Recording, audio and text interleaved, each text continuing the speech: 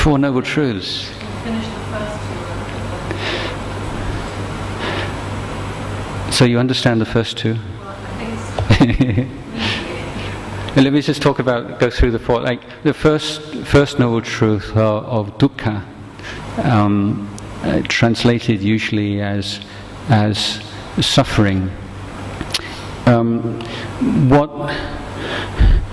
What that means is the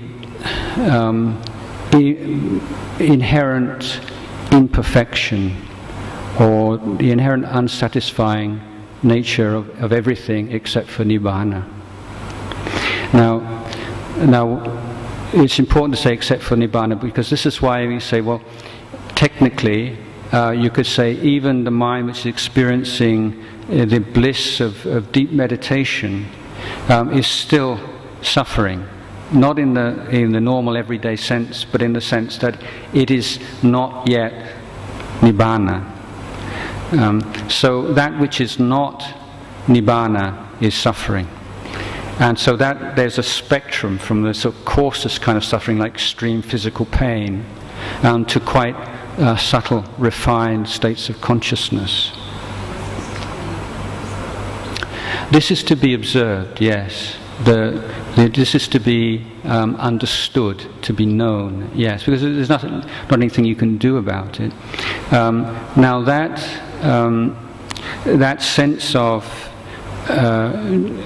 the experience of dukkha is conditioned by ignorance. Now, ignorance meaning not penetrating dukkha, means that there is dukkha. Dukkha is there because you don't understand it, because you don't see it. With ignorance, that ignorance is both not knowing the truth and then false knowing. So there's two. It's not just that you don't know the truth. You have all kinds of false understandings of truth, and together with that, the expression of ignorance is craving, or called tanha. And this is the aspect which is emphasized in the second Noble Truth. So it's the kind of desires that arise from ignorance. So if there are desires arising from wisdom, then that kind of desire is not considered a cause of suffering. So if, for instance, you see someone in pain and you want to help them, you have a strong desire to help somebody, that wouldn't be considered like in the second Noble Truth, something to be abandoned. On the opposite, it'd be part of the path. So there's three kinds of craving. Craving for sensual experience, particularly pleasant sensual experience, form, sound. Craving to become, to be, to go on being. And then the craving not to be or to get rid of. These are the three expressions of ignorance. So the Buddha says these are things to be abandoned. Okay. The third Noble Truth, the Noble Truth of Nibbana, is something to be experienced, something to be realized. And the fourth Noble Truth is the path towards Nibbana, and that's to be cultivated. That's the Noble Eightfold Path, which can be condensed into this threefold training of Sila, Samadhi and Panya, which I referred to. So although the great difference between the different Buddhist schools, that teaching forms the core of all the Buddhist schools.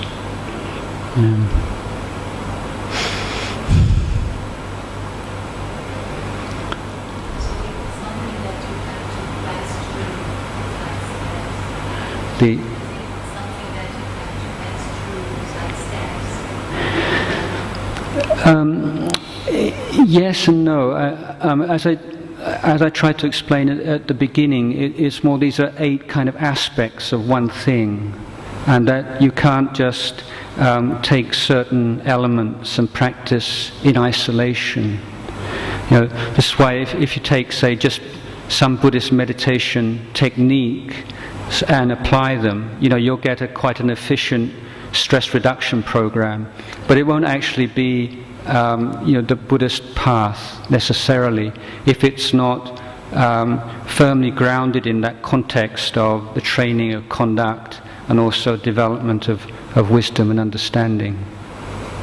So this training of external and internal training has to be, or education has to be followed simultaneously in the same time. So in the time of the Buddha himself, there wasn't a word Buddhism.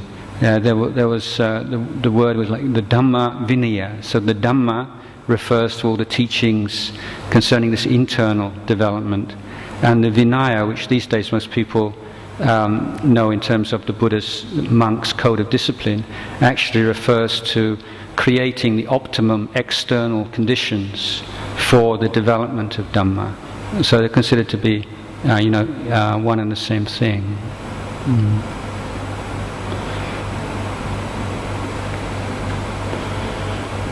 It's very interesting because about our society, the Western countries, we can see that we have a lot of, things which can be chemicals or kinds of therapies or that seem to manipulate the pain.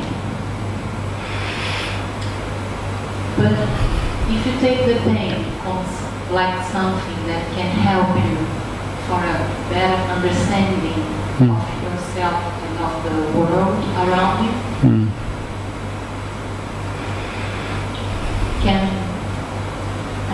you can go deep into something that the society today try to escape.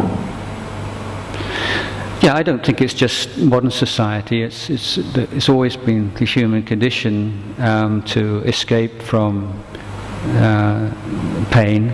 It's just we have much more ability to do that now than people did in the past, probably. I'm thinking to say it's a good thing. I mean,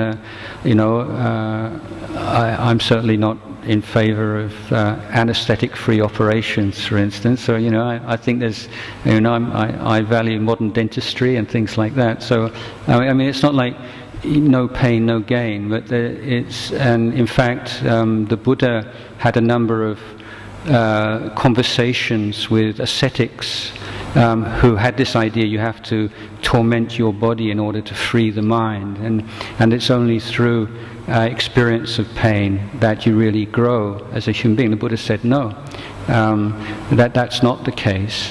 But if you have this your basic sense is to deny and to escape from pain just as your basic kind of stance or relationship to life, then yes, you won't ever learn anything very much, and you won't be able to do it anyway. But it's like a judicious amount of pain, and learning from being willing to be patient with just normal discomforts in life without having to look for anything really kind of big and terrible. But it's like sitting meditation. You have quite a controlled environment in which you can look at pain and your habitual reaction to pain and how you deal with pain in a way that you can withdraw from quite easily. You can sit and decide your knees start to hurt. Say, okay, well, let's look at this for a while, 10, 15 minutes or whatever, and gradually develop a wiser, more patient relationship to discomfort, which will then impact on your daily life. But one of the central paradoxes of Buddhist teaching is that to truly understand suffering, you have to be happy.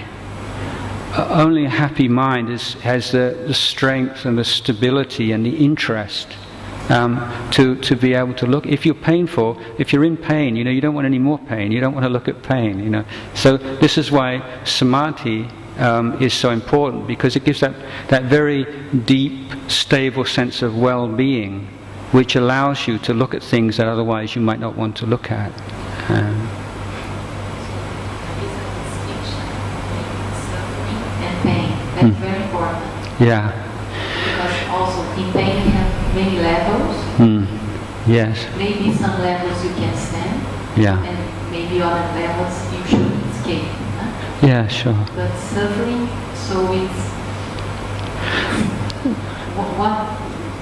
which sense can we? Well, if it's like an equation, it's like pain multiplied by attachment equals suffering. Yeah. So the more attachment there is, then the more suffering. No attachment, and there's just pain and no suffering.